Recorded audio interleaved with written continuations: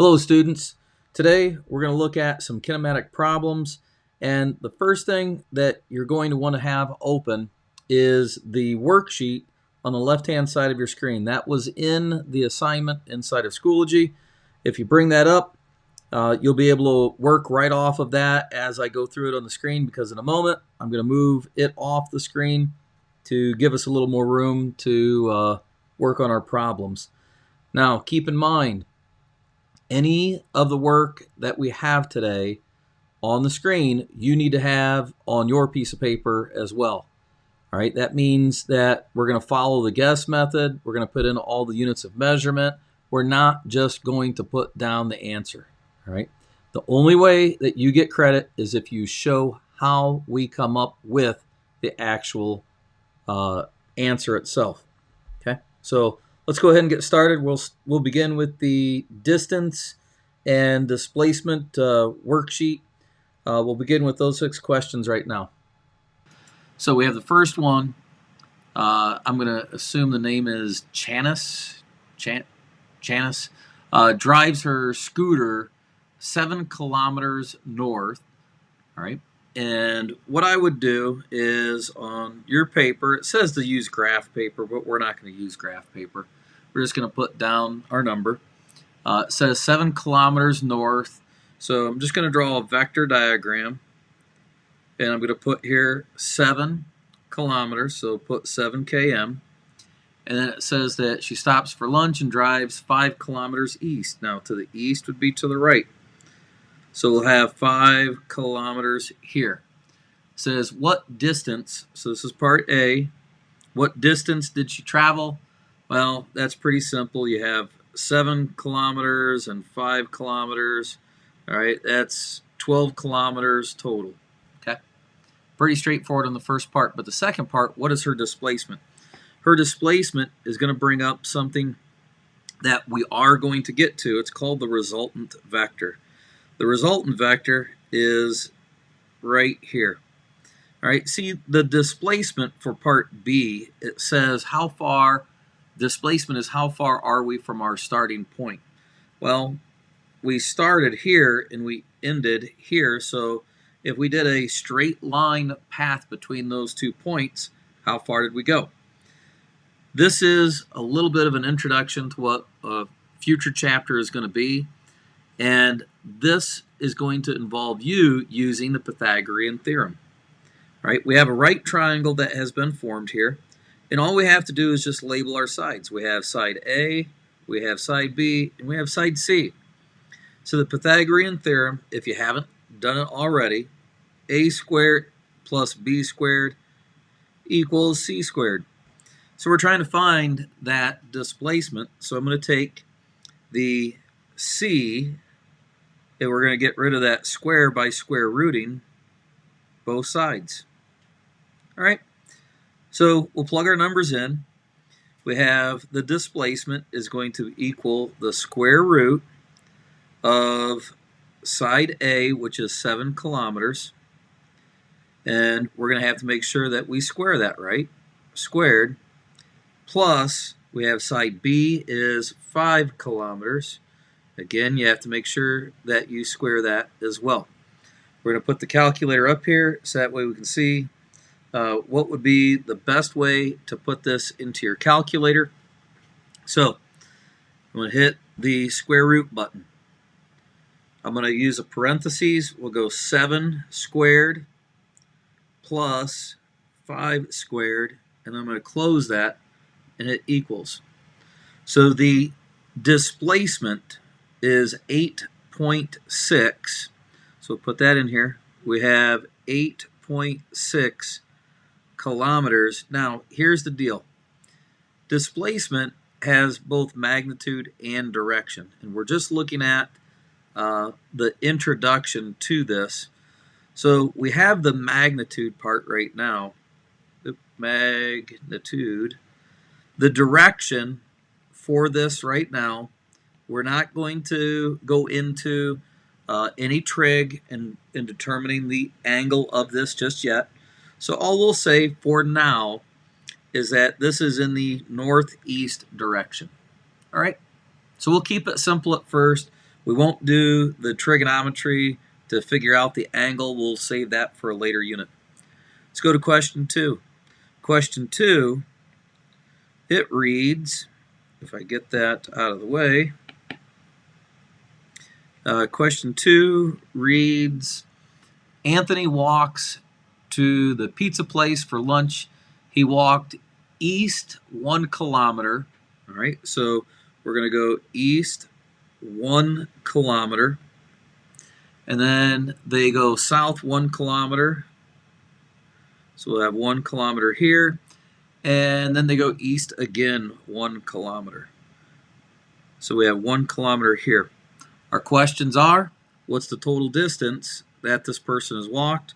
Well, I'm going to save you the problem of having to write this out. 3 kilometers is the distance that they've walked. But we have, what is the displacement? The displacement now, well, our starting point was right here, and our ending point was right here. So if we do a straight line, just like we had done before, that dashed line right there is my displacement. But I don't have a right triangle to solve for this to use that Pythagorean theorem, but I can create one, can't I? If we look at this, I know what the distance is because that is 1 kilometer down. And then if I just come across like this, what did I just form? I formed a right triangle. And what's the distance right here of that green vector added up together? Well, if that's a kilometer and that's a kilometer, that means that's 2 kilometers. Now we're ready to put that into the Pythagorean theorem. I'm trying to find the longest side, side C. So I'll have the square root of 1 squared, and that's kilometers, right? And I'm going to put that written in there correctly.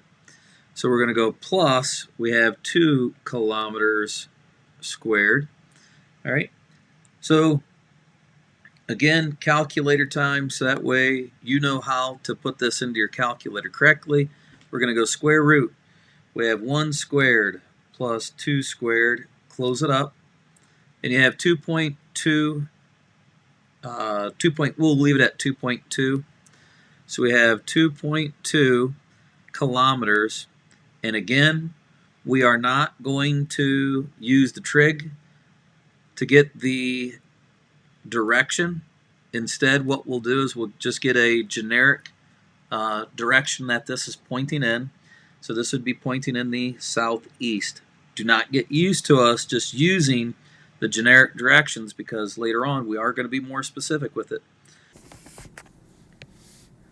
Okay, number 3, we have on his fishing trip, Justin rides in a boat 12 kilometers south. So we're going to have 12 kilometers south. It says the fish aren't biting, so they go 4 kilometers west. So we'll go 4 kilometers to the west. Then it says, then they follow a school of fish 1 kilometer north. So we're going to have a 1 kilometer north right here. So what is their displacement? It is not asking how far their trip has been. It's asking how far away from the starting point are they. So it's that yellow resultant vector right here. So what we'll have is the down portion of it right here. This is going to only be 11 kilometers because we had this 1 kilometer here north. And then we'll have a 4 kilometer west that's still present right there. So we'll have the resultant vector here, the displacement. We'll have the square root of 11 squared plus 4 squared. We'll get the calculator handy here. We have the, we've got the square root of 11 squared plus 4 squared equals, we'll have the displacement.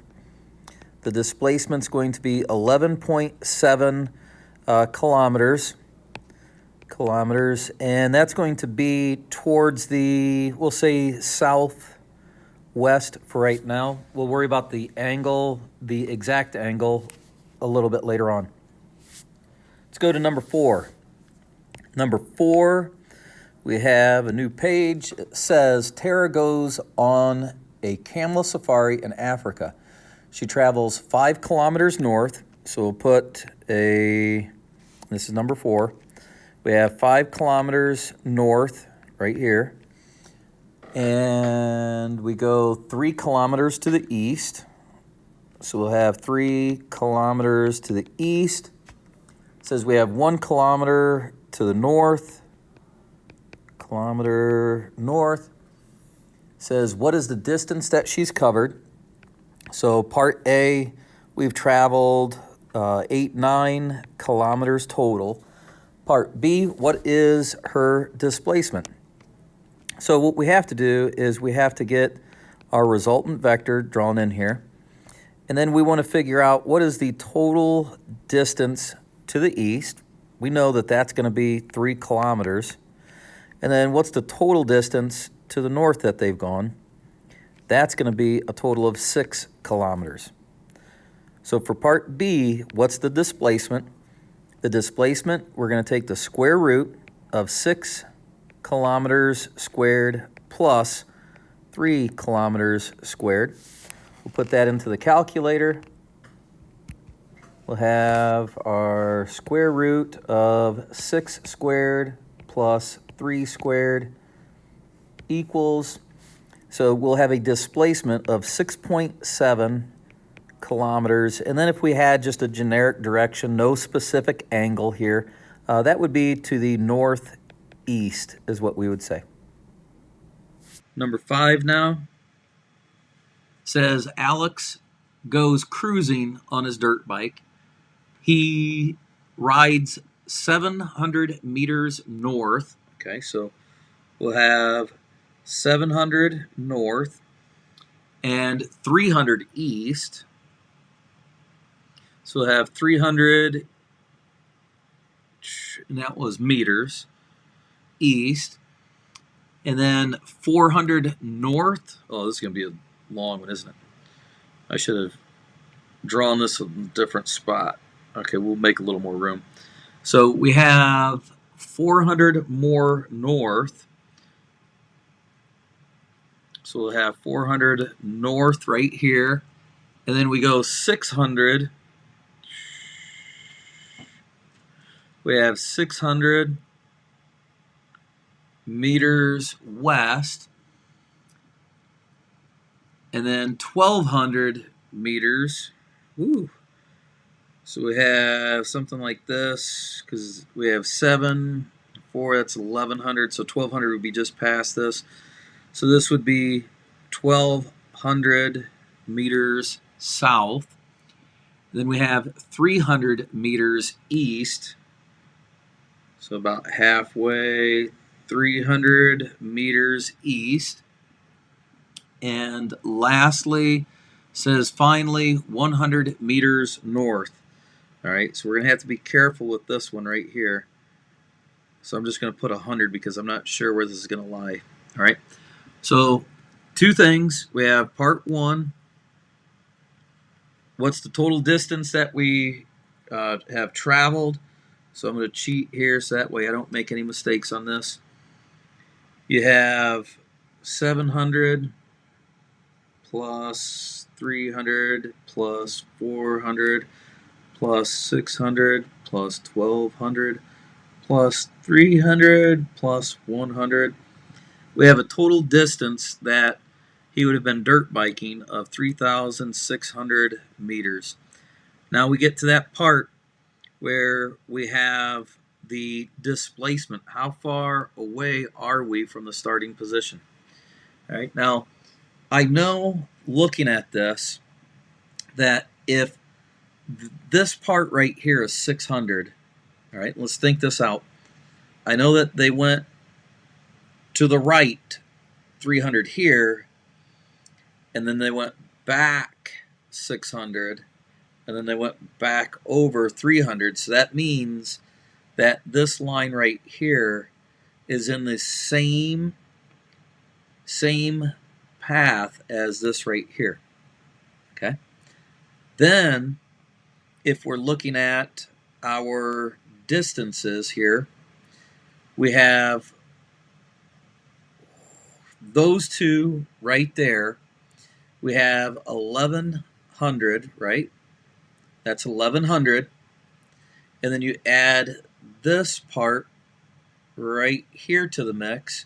So that extra 100 gives you 1200 meters that would have been traveled in the y direction. Well, if they went down this way, 1200 meters, what is our displacement? We don't need any math for that, because what we did is we ended up right back at the starting point.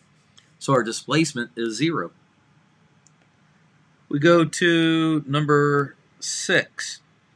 Number 6 here said Jose buys a new moped. He travels 3 kilometers south. So we'll put this in here. We'll have 3 kilometers south. And then they travel 4 kilometers to the east. All right. How far does he need to go to get back where he started? Now, that's asking what's the displacement. Okay. The displacement, how far does he have to go if we did a straight line path?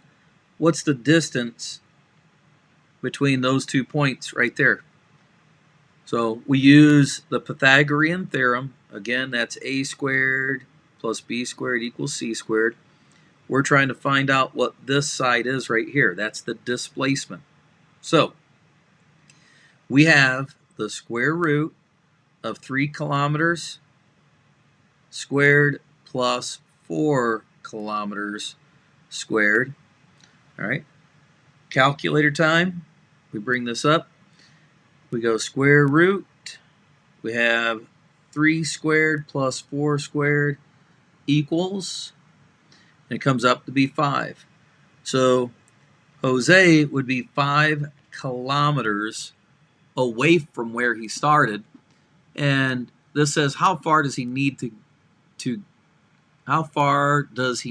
go to get back? Well, if he's standing right here, if he's on his moped, he would have to go to the northwest to get back to where he is. All right, so this did not say what was his displacement. This is just saying how far does he need to go back to where he started. Okay, it is the displacement, but we're not saying that we want to know from where he was to where he ended up at. We're saying where he ended up at, how far does he have to go to get back to where he started. All right, that's the first half of your homework right here. The second half of the homework, we'll go ahead and start this right now. This is calculating speed, time, and distance. I'd really recommend, if you struggle with any type of algebra, rearranging equations, I'd really recommend that you start with this at the top of your paper. We'll have speed equals distance divided by time. All right.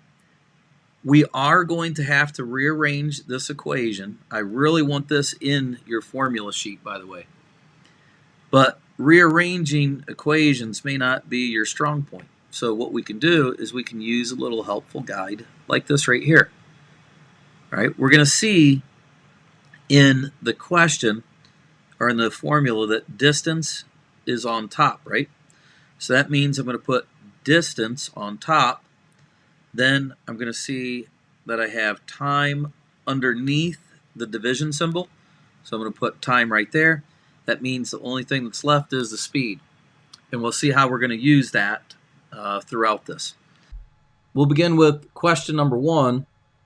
Question 1, it reads, a motorist travels a distance of 406 kilometers. So that's the G. We're only going to put the actual word guess down for this first one. And then after that, we're going to assume that you know exactly what the steps are. If you don't know what the steps are, it's at the top of the worksheet, right? So we have the given of 406 kilometers. That's going to be our distance. And then we have a time of 7 hours and that is going to be our time. It says, what is the average speed? Okay, now this is a two-part deal. So we have the average speed is going to be in part A, it says kilometers per hour, and then part B, it says meters per second. So we're going to have to do some factor labeling here. The equation, we know that the average speed, now you're going to notice I put this down two different ways, S and the V with the little line atop of it. As long as we know what the variable is that we're dealing with, it shouldn't be an issue. We could put X there for all intents and purposes. So we know that our speed formula, speed equals distance over time. Okay, so we'll plug these in. We have distance over time for this. Our substitute, you have 406 kilometers in a time frame of 7 hours. So if we plug that into the calculator, what we should end up with is, and you need to check me also when I'm doing this, we come up with a velocity of 58 kilometers per hour. Now that's only part one. Part two, we have to convert kilometers and hours over to meters and seconds. So we need a conversion factor for that. 1 kilometer represents 1,000 meters, and 1 hour represents 3,600 seconds. All right, we're going to put those in. Now we're just going to add to this. We don't need to redo the whole thing. We don't need to reinvent the wheel because we have the work. We just have to put in the conversion factors. So we've got the first one. We have kilometers right here, kilometers here. So that means I'm going to grab this portion of the conversion factor and put it down there. That means the rest of that goes in the top. We have then hours. Hours is going to cross cancel with hours. So this portion of our conversion factor will go in the top. That means the rest of that goes in the bottom. So I have my calculator handy. We're going to take that 406 times 1,000 divided by 7 divided by 3,600, and we get 3,600, 16.11. So for part B, we have 16.11 meter per second. So that's our first problem. All right, we'll go to question 2. Question 2 has, we have during a canoe race, a camper paddles a distance. Okay, so we have a distance of 406 meters, and then our time is going to be 70 seconds. It says, what is the average speed in? All right, so again, when we're trying to figure out this speed, it wants us to figure out two different units. It says for part A, it wants it in meter per second, and then for part B, it's kilometer per hour. So we need the formula. Same thing as before, distance over time. So our velocity, you're going to have 406 meter in 70 seconds. So for part A, we'll have 406 divided by 70. It's going to be 5.8 meter per second. Now, when we go to change that, again, you need the conversion factors. You have 1 kilometer is 1,000 meters. 1 hour is 3,600 seconds. Okay, so we'll extend this. There's no reason to redo the whole setup. We're just going to add in the conversions. I have meter. I have meter. So that means that that portion of my conversion factor gets cross-canceled down here, and it didn't take the 1 with it. There we go. And that means that the rest of this goes on the top. We go to the other one. We have seconds. We have seconds. So that portion of the conversion factor goes on the top, and this is going to get kind of bad. Here we go. Let's try this. And the rest of the conversion factor goes on. I knew that would happen. Whoa.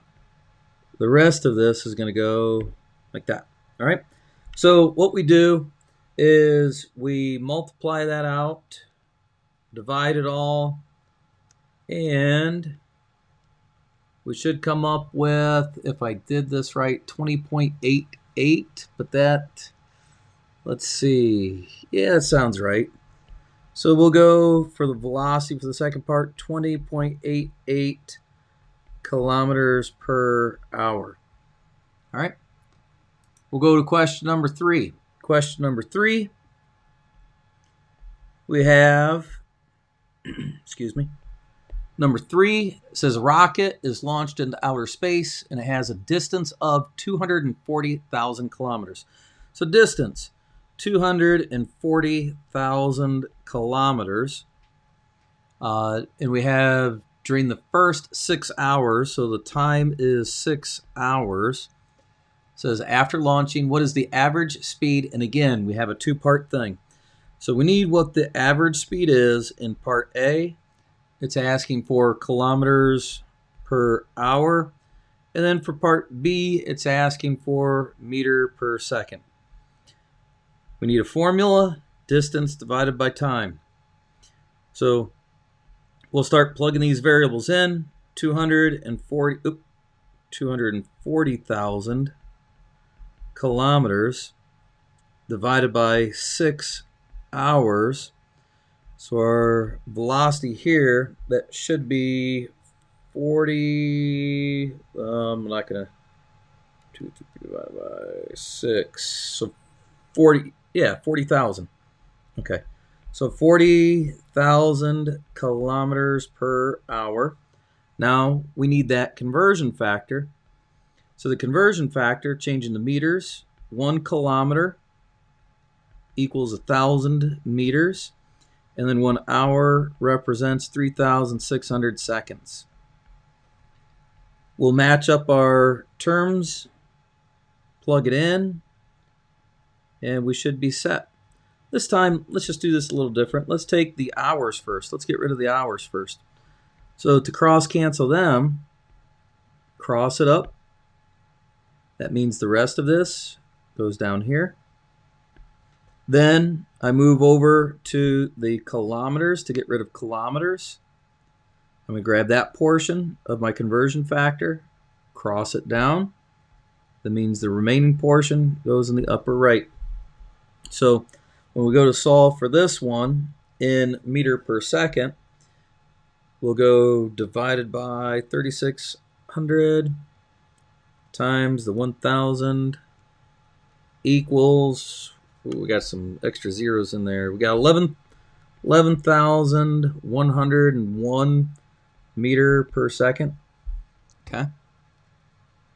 We have question 4 now. Question 4 says that you have an electron in a vacuum. An electron in a vacuum with a length of 2 meters. Okay, it's going to travel the length, in that length it's going to travel is 2 meters. So our distance equals 2 meters. And it's going to do so in a time of 2 times 10 to the negative third seconds. All right, what's the average speed in meters per second and centimeter per second? So we have velocity, and this is going to be for part A, it's going to be in meter per second, and then for part B, it's centimeter per second. So our formula, distance over time, if anything, just you going through and writing down that formula over and over, it's repetition is how you learn. So if anything, writing this stuff down, it's going to help you memorize it. All right. So we have velocity. I know it's 2 meters. We have a time of 2 times 10 to the negative third seconds. So I'm going to actually put this one on the screen here so that way we can see how we properly use that scientific notation. You go 2 divided by 2. Do not hit that times 10 and the caret button. Here's an EE button on your calculator. That represents the times 10. We're going to go -3 equals, and that's going to give us a velocity of 1,000 meter per second. Now, our next part, we have 1 meter equals 100 centimeters. We don't need to do anything with the unit of time because it still says it's in seconds. So we only have one conversion that we need to do here. I want to get rid of meter. I find it in the conversion, and we cross cancel. That means the rest of that goes up top right like this. So my velocity in centimeters per second, we're just going to add 2 more zeros onto this. So we have 100,000 centimeter per second is what we'd have. All right. We'll go to number 5. Number 5, it says that we have the light from the sun requires 8.3 minutes to reach the Earth. So 8.3 minutes, that's going to be our time. And then it says the speed of light is 3 times 10 to the 9th, but that's a typo. That's not right. The speed of light is actually 3 times 10 to the 8th meters per second. So let's use the right thing. That's going to be velocity. And it's going to ask us what's the distance, right? What's the distance? Yeah. It's saying, what is the distance from the sun to the Earth? But it's going to want that in kilometers. So we do have to rearrange our equation now. And that's where that little diagram at the beginning would come in nice and handy if you struggle with rearranging equations. See, we had distance, time, and speed here. And if I'm trying to figure out what the distance is, if I cover that up, I notice that velocity and time are side by side. So that means my equation is going to be velocity times time. Now, if you are good with algebra, you can rearrange the equation yourself without the aid of the little diagram by simply multiplying both sides by the time to cross cancel it. So whichever way works for you, use it. All right, let's plug the numbers in. We have distance, we have the velocity, 3 times 10 to the 8th meter per second, times our time of 8.3 minutes. We have 2 small issues here. Our units of time don't match up. Minutes and seconds, we can't multiply those together. We have to have a conversion factor to do that. So I'll put this down at the bottom. We have what do we got? Minute. 1 minute equals 60 seconds. And then you have to change kilometers and meters around. All right, so I'm gonna do this because I just like seeing this with the bookshelf. It keeps everything nice and clean. All right, so we have the first one. Let's get rid of the meters first. So meters, I see meters here. So I'll grab that part, and we're gonna put that in the denominator. Why? Because the meter was in the numerator at first, so to cross cancel it, it has to go down there. That means the rest of this is gonna go up top like that. Now, we have one more conversion factor that we have to put in here, and we're going to get rid of seconds. So I see seconds right here. So I'll grab that portion, cross cancel it. That means the rest of the conversion factor goes in the bottom. All right. Now, we're left with multiplying this all out to figure out what your distance is. And since this is dealing with some scientific notation, let's put it in the calculator to make sure we're doing it all correctly. So we'll plug this in. We have 3 EE8. Now that represents the 3 times 10 to the 8th. We go times 8.3 minutes. We have divided by 1,000. We have times 60 equals. We have 1.494 times 10 to the, we got 3, 6, 7, 8 kilometers. All right, so that's number 5. Number 6 says a bullet leaves the muzzle of a rifle And 5 seconds later, so I see 5 seconds, that's telling me time. It becomes embedded in a tree trunk that's a distance of 3,000 meters away. It says, what is the average speed of the bullet? So we're trying to find out what the speed is, and they want it in, of course, meter per second and kilometer per hour. All right. Our velocity, distance over time formula, we can plug in our numbers. You have 3,000 meters in a time of 5 seconds. So our velocity here is going to be 600 meter per second. All right, you take your 30, divide it by your 5, you got your 6, and then we just add the other 2 zeros. So you don't have to always have a calculator for it. Now we need a conversion. We have to convert this thing, get rid of that meter per second, and want kilometer per hour. So same old conversion factors. 1 kilometer, 1,000 meters, 1 hour, 3,600 seconds. All right. We'll cancel out the meter first. So meter here, that means that portion, I don't think I grabbed the one, that portion, if meter is in the numerator, that means I have to cross cancel it in the denominator. The rest of that goes up top. If I want to get rid of the seconds, I find seconds in the conversion factor, and I'm going to cross cancel it. It goes in the numerator. The rest of my conversion factor goes in the denominator, like that. So we'll take your 600 times the 3,600 divided by 1,000 equals, we have a velocity here that's going to be 2,160 kilometers per hour. All right.